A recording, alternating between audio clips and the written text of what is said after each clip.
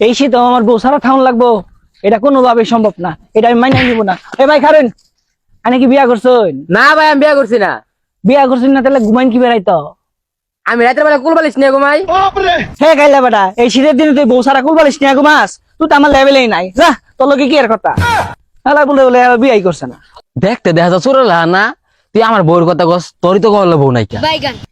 ও ভাই, এটা বেঞ্চে ये कहाँ फंस गया भाई मैं। ভাই নাকি বিয়া করছেন?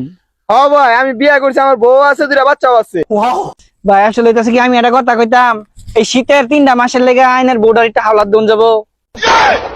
হেই মিয়া, বিয়া করছি আমি, বউ আমার বউ আমি আইনের হাওলাত দিয়াম কে?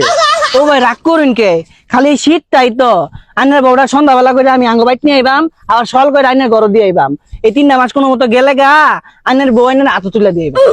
হেই বেটা, তুই সল বলে আরেকজনের বউ নিয়ে টানাটানি শুরু করছস, আর আমার এত সুন্দর চান্দের লান সুন্দরী বউডা রে তোর লান কাইল্লা বাড়া তুলিয়া দিয়াম আমি।